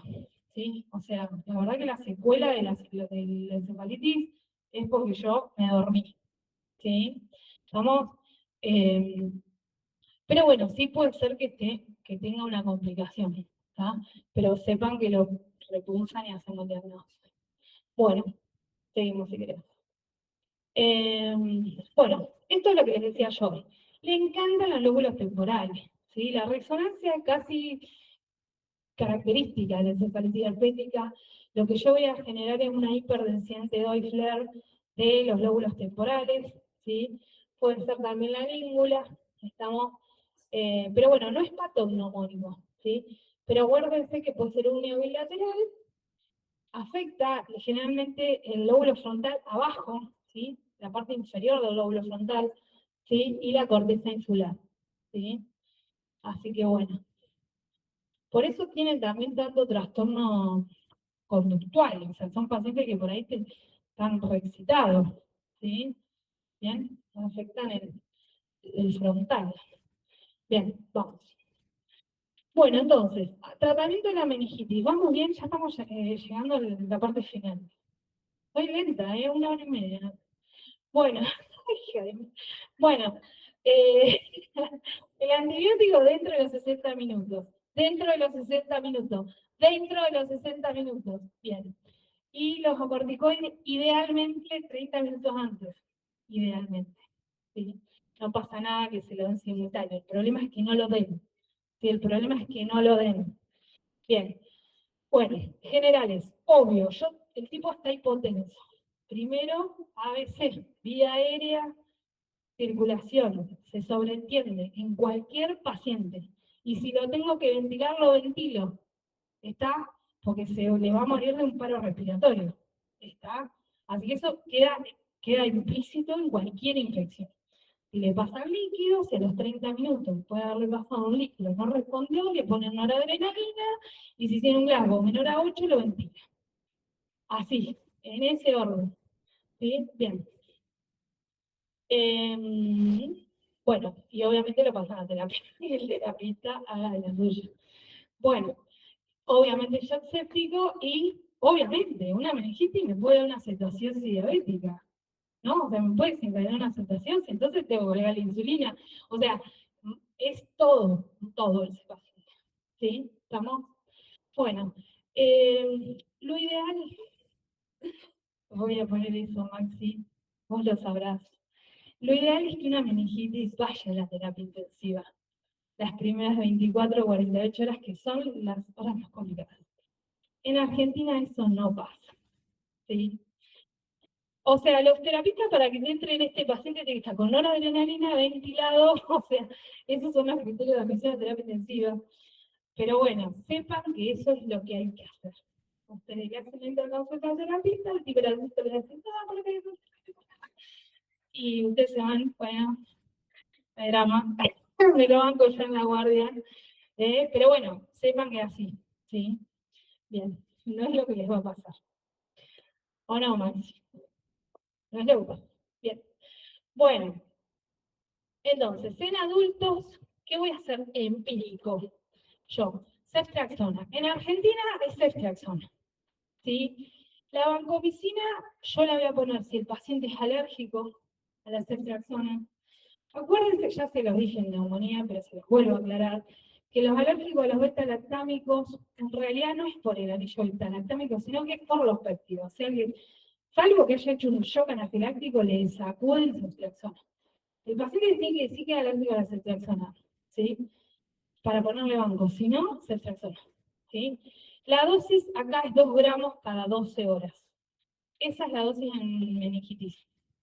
En una neumonía, en otra cosa es 1 gramo cada 12, pero en meningitis es 2 gramos cada 12. ¿Sí? La dosis es más alta. ¿Sí? Penetra bien el líquido cefalorraquídeo, pero la dosis es más alta.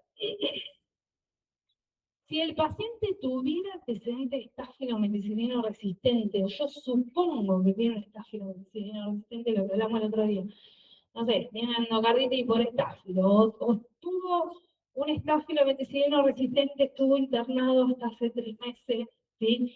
Bueno, yo supongo ahí me tomo el banco. Fíjense que la dosis de carga es el doble, 30 miligramos kilo, ¿sí?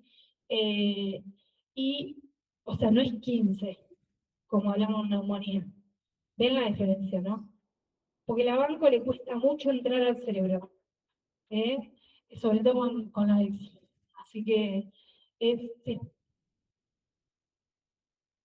No, eso es otra cosa. No es acá.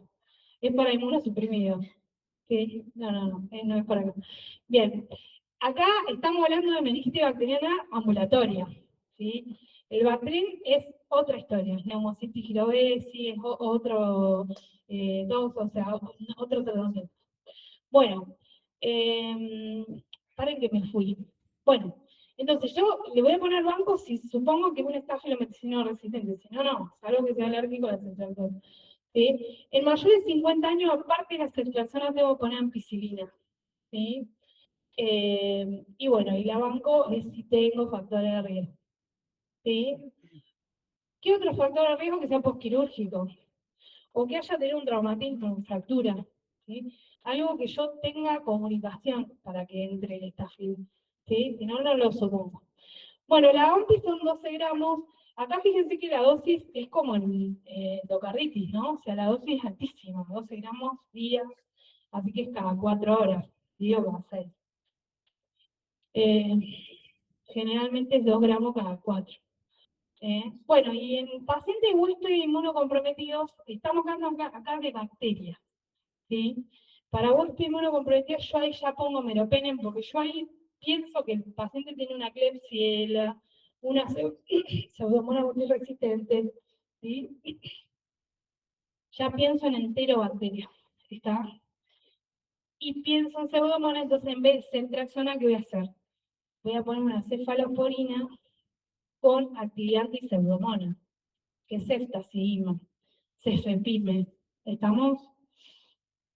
El pipertazo acá, que sería para pseudomonas, no penetra tan bien como la cefalosporina adentro del cerebro, ¿sí? O sea, lo que tiene la barrera hematoencefálica es divina, y es divina también para los antibióticos. O sea, no todos los antibióticos penetran en el cerebro, ¿sí? Entonces, por eso se prefiere cefalosporina, si no, uno pondría pipertazo, por ejemplo, ¿sí? Pero no, no penetra bien. Bueno, no, para otra vez. Bueno, lo de banco es ahí los factores de riesgo para estáfilos, ya se lo dije en neumonía. Eso sigue siendo idéntico. ¿Sí? Bien. Eh, pasante. Bueno, acá es, esto es pregunta de examen, ya se lo digo. Eh, no puede no saber cuánto tiempo se le da de tratamiento al bicho, digamos. ¿Sí? Bueno, el neumococo son de 10 a 14 días. ¿Por qué? El paciente se cura igual. El problema es que yo necesito seguir ese antibiótico, no son 7 como el meningo, porque yo decolonizo a ese paciente. ¿Sí? Lo que estoy haciendo es no solamente tratar la meningitis, sino decolonizar la nasofaringe, que es la vía por la que el paciente se va a volver a infectar. ¿Sí? Así que por eso el tratamiento son 14 días. ¿Sí? Ceftriaxona, si es muy sensible, se le puede dar penicilina. La verdad que no usamos penicilina porque es muy. Imagínense que es cada 6, cada 4 horas. Se usa ceftriaxona. Es cada 12, chao. Es fácil para el enfermero, fácil para nosotros. ¿Sí? ¿Estamos? Bueno. Después, Neisseria meningitis, lo mismo, es ceftriaxona. Y acá el tratamiento son 7 días. ¿Sí? Con 7 días de coloniza y se trata y ya está. ¿Sí? Bueno, el Haemophilus, acá sí, son 10 días, sí, es de 7 a 10 días. Este es como el neumococo, ¿sí? Como el meningo, digo. Y bueno, es ampicilina, el tratamiento, o ceftriaxona si son productores de beta-lactamasa. Pero bueno, ustedes en su cerebro ceftriaxona, ¿sí? El Haemophilus se puede tratar con ampi. Lo que pasa es que generalmente hay beta-lactamasas. Eso está puesto al revés. Si es productor de beta-lactamasas, se lo dije en neumonía. En neumonía le ponen una pisulva, pero acá no penetra. El subactán no penetra, entonces tiene que ponerse flexión, ¿sí? Ya al revés puesto. Bueno, la listeria del tratamiento es amplia, ¿sí? Como alternativa es el Bactrim. Lo que pasa es que el Bactrim no tiene buena penetración, ¿sí? Y en la ampicilina estamos, ¿sí? La dosis sigue siendo 12 gramos, 10 gramos cada 4. La listeria son 21 días, porque es un bicho que le cuesta irse, le cuesta soltar. Bueno, 21 días. El agaractiade, que nada, esos recién nacidos, ¿sí? O pacientes inmunosuprimidos, también son 14, 21 días. Y todas las infecciones por enterobacterias son más tiempo, ¿sí? De 14 a 21 días. Para neumonía, si se acuerdan, también son 10 días, 14 días. Las enterobacterias se tratan más que el resto, ¿sí? Bien, ¿estamos? Bueno, estáfilo depende. Si un estafilometida es cefasolina, si es una estafilometida de rebanco, ¿sí? O sea, va a depender de la resistencia del bicho. Sí, pero cefazolina tiene buena penetrancia. Y la pseudomonas, lo mismo. Acuérdense que para sistema nervioso central es meropenem, no es imipenem. Y la penetrancia, les digo porque dentro de los carbapenems tienen mero y imi. La penetrancia se da mejor en meropenem que en imipenem, ¿sí? Justo para el sistema nervioso central no es cualquiera de las dos, meropenem. ¿sí? ¿Estamos? Y para Pseudomonas ceftacidima, ¿sí? Tiene mejor penetrancia que cefepime, ¿sí? ¿Estamos? Bien. Bueno, entonces los corticoides me van a ayudar en dos, en el neumococo y en el haemófilos, ¿sí? La secuela más frecuente es que el paciente esté sordo. O sea, la hipoacusia es la secuela más frecuente, generalmente la dan cualquiera de los dos, pero lo que hace es bajar esa secuela, ¿sí? Y obviamente es el que hace el neumococo disminuye el edema cerebral, ¿sí? Por ende la hipertensión endocraniana, ¿sí?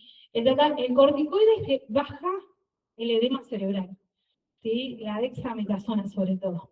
Por eso lo van a ver en tumores del sistema nervioso central, ¿sí? Metástasis con edema, le ponemos dexa, ¿sí? Acá también le ponemos dexa, porque hace todo eso, ¿sí? Baja la inflamación, baja la presión intracraneal, ¿sí?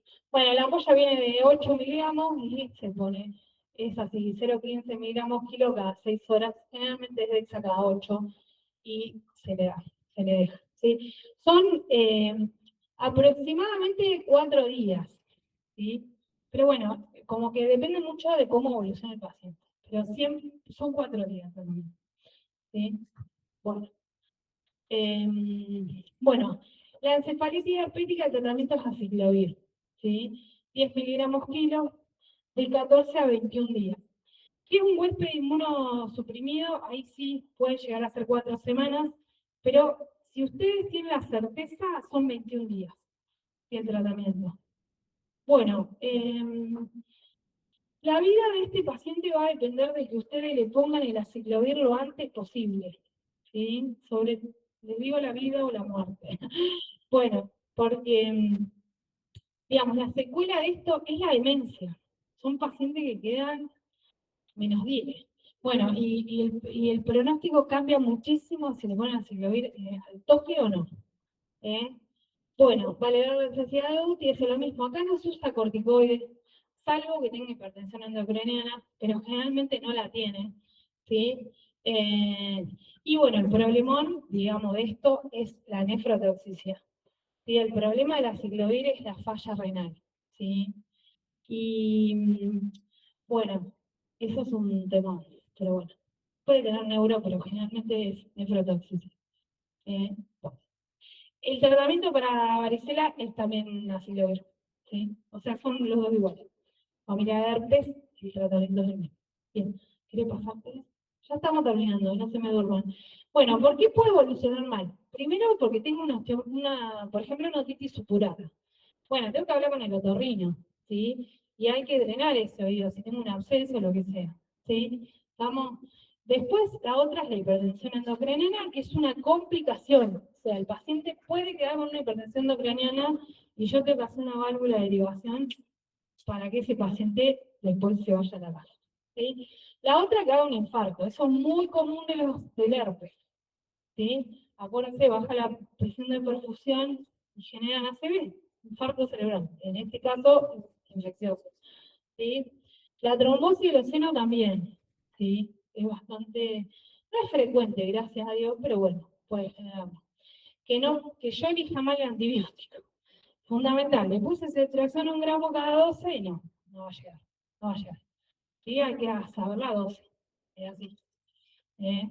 Bueno, antibiótico inadecuado, ni hablar, como esta señora que tenía ciprofloxacina, 500 cada 12, imagínense. Bueno, estatus no convulsivo, bueno, eso es una opción. Y bueno, que no sea eso, que no sea una encefalitis infecciosa, que sea una encefalitis por lupus, ¿sí? Los locos que se curan con corticoides. O sea, en una lúpica, listo, va a tener una encefalitis lúpica, ponés corticoides y va mejor con el corticoide. Bueno, y después si tiene fiebre ya el diagnóstico diferencial va a ser el absceso, ¿no? O sea, ahí ya, sobre todo ahí yo voy a tener que pedir una resonancia, porque la tomografía es bárbara para lesiones de groseras, pero lesiones de menos de 1 centímetro se van a diagnosticar con reso, ¿sí? ¿Vamos? Y después que se esté complicando por otras cosas, que una infección sea catéter, una neumonía, una infección urinaria. Bien. Bueno, ¿cuáles son las secuelas? Esto es lo que les decía yo hoy. La más frecuente, lejos, que el paciente quede sordo. Esto para meningitis, no para encefalitis, para meningitis. ¿Sí? La hidrocefalia. ¿Sí? La hidrocefalia, si yo lo resolví el paciente y persiste con deterioro sensorio, tengo dilatación, bueno, neurocirujano, válvula de derivación. Las convulsiones, que quede con una epilepsia secundaria, ¿sí? Bastante común. Bueno, retraso mental es para herpes, encefalitis herpética, ¿sí? Y déficit sensorio-motor. Hay un médico muy conocido, el doctor Ryu, no sé si lo conocen, ecografista, hizo una encefalitis hace 2 años, quedó liquidado, ni siquiera habla, afásico, y es médico. Bueno, no tenemos forma de prevenirlo, la encefalitis herpética, no existe una vacuna para el herpes simplemente. ¿Sí? Es un bajón. Bueno, ¿en quién voy a repetir la PL? Primero, si el paciente no evoluciona bien, el paciente que esté, digamos, dormido, que yo no puedo evaluar el sensorio en paciente en terapia intensiva, hay que repetir la PL como un predictor de que el paciente responde bien, ¿sí? Porque ahí yo no tengo un sensorio para ir evaluando a ver si el paciente está mejor, ¿sí? ¿Qué es que el paciente esté mejor? Que deje de tener fiebre, que deje de tener dolor de cabeza, ¿sí? Que deje de tener fotofobia, que deje de vomitar, o sea, que mejore los síntomas y que se ponga lúcido, obvio, ¿sí? ¿Estamos? Bueno, la meningitis, nosotros no tenemos el problema, pero que se vuelva resistente el neumococo, ¿sí? Bueno, rarísimo, ¿sí? Pero bueno, puede pasar. Que haya un germen inusual, ¿sí? Sobre todo el estáfilo, que como les dije en neumonía, se los digo acá, le encanta hacer pus. Así que le gusta hacer abscesos, ¿sí? Bien. Y después, bueno, si tengo dudas, o sea, no me cierro, ¿sí? Por ahí para pedir los anticuerpos, que la primera vez que lo puso el de guardia no le dijo en el laboratorio que guarden la muestra, entonces yo lo voy a tener que repulsar porque estoy suponiendo que tienen encefalitis, qué sé yo, secundaria o un tumor de pulmón. ¿Sí? Entonces te voy a traer anticuerpos. ¿Está? Bien. Bueno, entonces, esto es lo que les decía yo hoy. Paciente desfavorable, en la encefalitis herpética, repetir resonancia, porque lo más frecuente es que sangre, ¿sí? Y bueno, eventualmente, si yo por resonancia no descarto una lesión, es repetir la PL, ¿sí? Bueno, lo más frecuente es que sangre, el sangrado cerebral. Casi un 30%, no es poco de pavo, la verdad que es una complicación frecuente. La otra es el infarto, ya se los dije, convulsión, hipertensión del craneal, y es una de las causas que hacen encefalitis, que bajón, pero es posta, que hagan encefalitis postinfecciosa, ¿sí? O sea, el paciente se curó, se fue a la casa y en 15 días vuelve otra vez y hacen encefalitis postinfecciosas, ¿sí? Esas son por anticuerpos, ¿sí? O sea, estimulan anticuerpos generan una cerebritis, ¿está? Bien, bueno. Bueno, alta mortalidad, 70% sin tratamiento, altísimo, ¿sí? Pero con tratamiento es bastante bajo, 5 a 15. Las frecuentes secuelas neuropsiquiátricas, esto que le decía yo, quedan con demencia o con psicosis, porque acuérdense, afecta el lóbulo temporal frontal, o sea, el paciente habla pavada, se desnuda en el medio de la calle, todas esas cosas. Bueno, factores de mal pronóstico, que tenga un globo bajo, eso va a ser para cualquiera, ¿sí? Duración de los síntomas más a 4 días, digamos, como que si a la semana de tratamiento con aciclovir sigue con trastorno cognitivo, es difícil que después mejore. Generalmente va a quedar con una demencia, ¿sí? Bueno, y el problema es el retraso en la medicación de la aciclovir, ¿sí? O sea, eso es el factor más importante para que el paciente quede con secuela o no. Eso es la segunda cosa que se tienen que llevar. ¿Sí? Si ustedes, cuando hacen el diagnóstico de meningitis, hay un compromiso encefálico, póngale la aciclovir. Después se lo sacan, no pasa nada que parezca una bacteriana. Pero bueno, el tema es que si es viral, si es una herpética, fuimos, ¿sí? No pasa nada que le pongan las 3 cosas, ¿sí? ¿Estamos? Básicamente que si no sacan pus, pónganle la ciclovir, aparte de la circulación y la amplia, ¿sí? Bien, bueno, profilaxis, esto es hemófilos y meningo, ¿sí? En esos dos bichos yo tengo que hacer profilaxis de los contactos, ¿sí? Siempre todo paciente que haya estado, que lo sospeche, porque generalmente no tenemos las primeras 24 horas, pero es un día de aislamiento, ¿sí? Nosotros en clínica por ahí los tenemos más días, pero por una cuestión de que tenemos otros pacientes internados, pero el aislamiento, según los libros, son 24 horas. El aislamiento es respiratorio, ¿sí?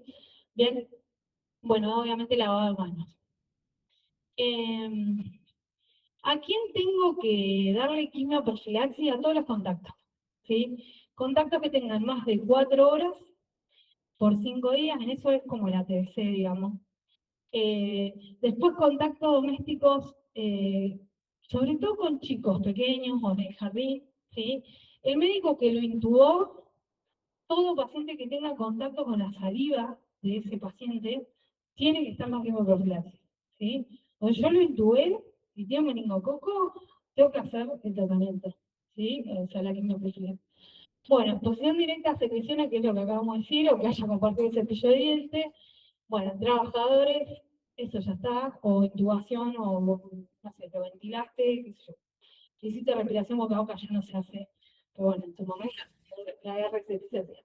Bueno, los libros dicen rifampicina, la verdad que lo que hacemos es dar ceftriaxona porque es una dosis te olvidas, ¿sí?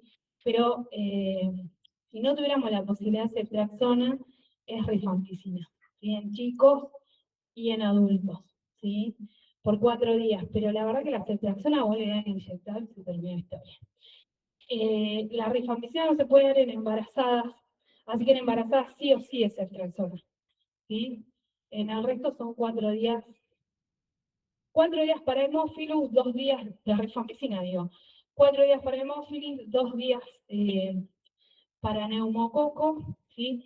Y la dosis es la mitad. O sea, la rifampicina en neumococo es 600 cada 12 y en hemófilos es 300. Bueno, ustedes acuérdense, rifampicina y ceftriaxona. Siempre le damos ceftriaxona. Esa es la verdad. La cipro también es una opción. Cualquiera de las. Sí. Pero lo que pasa es que son varios días. Y los pacientes, sobre todo los nenes, ¿no? O sea, 4 días de antibióticos es más fácil darle una dosis y ya. Los adultos también. Nos cuesta a nosotros poner angina, tomar 7 días de antibióticos. Sí. No, no, es meningo, el neumococo no tiene profilaxis. Es meningococo y hemófilos. ¿Sí? Y es la misma profilaxis, o sea, es lo mismo. Lo único que de diferente es que el hemófilo, si vos usás rifampicina, son 4 días. Y el meningo son 2. Pero, ¿qué es lo que hacemos todos para que ustedes, digamos, ustedes siempre traten de simplificar? O sea, lo más fácil es la que va, ¿sí? Es más fácil darle una ceftriaxona, una Cantex intramuscular y se termina el problema. Chau, ya lo tiene tratado. Ya decía una quimioprofilaxis, ¿sí? Y listo. Bueno, esto ya lo hablamos el otro día, ¿sí? Se lo vuelvo a decir, está la 20 valente, que tiene varios serotipos que la 3 y la 23 no tenían, ¿sí? Así que se vacuna a todos, los que tienen factores de riesgo, insuficiencia cardíaca, insuficiencia renal, cirrosis, inmunosuprimido, HIV, asplenia funcional, bueno, todo lo que ya saben, ¿sí? Si tiene la 13, la 23 valente, o sea, la secuencial, se espera 12 meses y se da la 20. Si tiene, perdón, estoy hablando al pedo, 5 años y sea la 20, ¿sí? Si tiene las dos, el esquema secuencial completo, espera 5 años, se da la 20. Y una sola vez, por ahora. Vamos a ver en el año que viene qué dicen, pero bueno, por ahora una. Si tiene la 12 o la 23, espero 12 meses y le doy la 20 valente. ¿Está? ¿Sí? Es sencillísimo. ¿Sí? Este esquema se hizo más fácil porque antes le tenías que decir, no, te diste la 12, bueno, date la 23. Y si había dado la 23, teníamos que esperar a que pasen 2 años para dársela. Un quilombo, los pacientes se perdían. Bueno, por eso puso la 20, porque es más fácil. Es una única dosis y se termina la historia. El problema es en los trasplantados, que son 4, pero bueno, sería los menos. Bueno, fístula del líquido cefalorraquídeo, implante de cochlear, ya lo vimos. Eso ya lo vimos en el anterior. Bueno, el meningococo también es una sola dosis en adultos, bueno, en chicos es otra cosa, pero bueno, acuérdense Básicamente es casi lo mismo. Acá lo que cambia es pacientes de bacteriología, pero bueno, todo personal de salud, a zonas hiperendémicas, que son las que les dije yo hoy del África, ¿sí? Y si hay brote, obvio, si hay brote de meningococo en la cárcel, tenés que vacunar a todos los personal de la casa, ¿sí? Bueno, y antecedentes de enfermedad por meningo también, ¿sí? Tiene los 4 serotipos más frecuentes y bueno, se da una sola dosis. La del meningo es re fácil. Igual es la vacuna que menos bolas se le da, pero es la más fácil de todo. Bueno, ahí tienen para pediatría, que yo, imagínate lo que leer. No veo chicos, que, bueno, el neumo 2, 4, 12, el meningo 3, 5, 15, y a los 11 años, y la quíntuple, que es la que tiene hemófilo influenzae, se da también en la edad de niños. Lo que sí, siempre presten atención en adultos si están vacunados o no, y ahí dársela si tienen factor de riesgo para hemófilo influenzae. ¿Sí? Que lo vimos hoy. Son los mismos factores, huésped inmunosuprimido, EPOC, ¿sí? Corticoterapia, trasplantado, ¿no? Bien. Bueno, absceso cerebral, ya terminamos. ¿Estamos bien? Bueno, absceso cerebral, la mayoría son estreptococos, el 70%, un 30% son polimicrobianos. Uy, se me fue la miércoles. Bueno, nada. Del 10 al 20% es estáfilo, y ahí yo ya pienso, como hoy, en una endocarditis que me impactó arriba del cerebro. ¿Sí? Y vacilos entéricos, ahí lo voy a pensar en huésped inmunosuprimido y foco de oído, sobre todo. El foco óptico tengo que pensar en enterobacterias. Está hongos, ahí está el huésped inmunosuprimido, que es cándida principalmente, está, o aspergillus. Mucormicosis es diabético, paciente con mucho corticoide, lo vimos en COVID. Mucormicosis retierno, es un hongo, digamos, oportunista y está en la nasofaringe, ¿sí? Terrible el bicho, le encanta masticarse todo, te liquida, o sea, te va masticando el hueso. No sé si se acuerdan las fotos del COVID, no lo vemos casi, pero bueno. Yo soy re, a mí me encanta, mirá, mirá. No tuvimos casi nosotros, pero los chinos que le metían corticoide a pasto de COVID, fue mucho la complicación que tenían por mucormicosis. Es un hongo que le gusta destruir el tejido, ¿sí? Bueno, el Trypanosoma cruzi, el esquistosoma, la neurocisticercosis. Para que yo tenga una neurocisticercosis tengo que tener una epidemiología, ¿sí? El paciente se fue, se compró un chorizo seco en el medio del campo, que no pasó ni por frigorífico, ni por ningún lado, se agarró la triquinela y tengo varios quistes chiquitos bilaterales, ¿sí? No es uno, son un montón. Tiene eosinofilia y dolor muscular, ¿sí? No, nosotros tuvimos una que fue una carnicería que compraba de abigeato hace como 10 años atrás, pero bueno, tiene que ser gente que compra cualquiera y que no esté ni vacunada a las vacas, o sea, es un montón. Bueno, y la toxo. Si la toxo es HIV, la toxoplasmosis es HIV. Sí, bueno, inseminación por contigüidad, vía hepatógena, acuérdense los postoperatorios, eso estamos, y bueno, hay algunos casos que son criogénicos.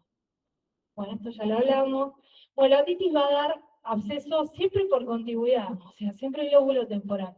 Los senos paranasales van a dar en lóbulo frontal o en seno cavernoso, ¿sí? Ahí silla turca. Las infecciones dentarias en lóbulo temporal, ¿sí? Bien. Bueno, las vías hematógenas, lo más frecuente, absceso de pulmón o neumonía, ¿sí? No es tan raro de ver, ¿eh? Nosotros, bueno, nada, no les voy a seguir contando historias, pero bueno. Lo más frecuente es el neumococo, que dé un embolo séptico y me da un absceso cerebral, y la endocarditis. Un montón de endocarditis. Te diría casi la causa más frecuente de hematógena. Bueno, la triada es fiebre, cefalea y un foco neurológico. En mi parece fascio brachiodudal, bueno, depende de dónde esté el absceso. No van a tener rigidez de nuca, salvo que ese absceso esté drenando o sea, que haya perforado las meninges, si no, no voy a tenerlo. ¿Sí? O sea, yo tengo que tener un subaracnoideo para tener rigidez de nuca. Si no, lo tengo. Bueno, el tratamiento, bueno, acá obviamente HIV, hemocultivo y resonancia. Lo que les decía yo, si van a hacer la tomografía y sospechan porque tiene un foco, pidan con contraste. Es la forma que lo van a ver. Si no le va a decir, che, una CB. No, no es una CB, no le puse un contraste. Entonces no le van a realce. Estamos, y le digo al neurólogo, vení, neurocirujano, vení a drenar este pedazo de bochón que tiene acá. ¿Sí? Estamos más de 2,5 cm, se drena. ¿Sí? Salvo que esté en el bulbo. Y yo abro y lo mato porque era un trauma del bulbo. Pero si no fuera un lugar profundo, de mucho riesgo, o que sean muy chiquitas, ¿sí? Se drena. El absceso se drena. Donde sea que esté, se drena. Bien. Y la interconsulta con cirugía, con otorrino, si obviamente tengo un foco supurado que no resuelvo. Yo no voy a resolver el absceso si no refoco el foco supurado. Yo tengo una otitis supurada con una osteomelitis del hueso petroso, hasta que no resuelva eso, va a seguir haciendo el absceso. ¿Sí? O sea, no es antibiótico y drenaje, es resolver el foco. ¿Sí? Bueno. Eh, ¿En qué pacientes no opero? O sea, no dreno. Estos que sean muy chiquitos, o sea, menos de 2,5 cm, que sean múltiples y pequeños, o que el lugar al que esté sea un acceso complejo, que es lo que les decía yo, tienen tronco y bueno, primero, altísimas chances de que se muera, pero bueno, la cirugía ahí es compleja. ¿Sí? Profunda, sobre todo profunda. Bueno, el tratamiento acá va a ser ceftriaxona y metronidazol. Acuérdense que si yo pienso en anaerobios, que obviamente voy a pensar en anaerobios, porque la mayoría son gérmenes de la nasofaringe, eh, el antibiótico por excelencia que penetra en el sistema nervioso central es el metronidazol. ¿Sí? Porque para anaerobios, ¿qué otro antibiótico ponen? Clindamicina. Clinda. ¿Sí? Siempre que tengan un absceso profundo, o sea, que suponen anaerobiosis, es clinda o metronidazol, ¿sí? Bueno, pero la clinda, el cerebro no funciona, ¿sí? Por eso pone metro. Ahí como están con antibióticos, pónganse los antibióticos. Pónganse anaerobios, tales antibióticos. No sé, pseudomonas, tales antibióticos. Pónganse a hacer ese dibujito en la ladera, en la pieza. Bueno, estafilometría de rebanco, ¿sí? Aparte de lo que ya hablamos, ceftriaxona, metronidazol, ¿sí? Y si tienen una HIV-Sida, ahí sí yo ya, esa imagen que vimos hoy, lo primero que se me viene a la cabeza es toxo, ¿sí? O sea, en un HIV, porque la toxo es igual a eso, nada más que en un HIV, ¿sí? En un huésped inmunosuprimido, tratamiento espirimetamina con ácido fonílico, sulfadiazina, ¿sí? Bueno, no, nada, listo. Es- Bueno, los abscesos, la verdad que el corticoide pasa como en encefalitis viral, no se trata con corticoides, salvo que haya una hidrocefalia, una hipertensión no craniana, y la mortalidad es bajísima si yo lo trato bien y lo dreno. ¿Sí? Estamos, bueno, factores de peor pronóstico es que tenga sobre todo coma, estupor o un deterioro sensorio mm, muy marcado de entrada. Y la pioventriculitis mortalidad al 90%. O sea que el absceso drene al ventrículo, al órgano. Poco para hacer ahí. Porque no se puede sacar todo el líquido cefalorraquídeo y ponerlo limpio. Eso no existe, ¿no? Bien. Bueno, nada. Ojalá que salgamos campeones, ¿verdad?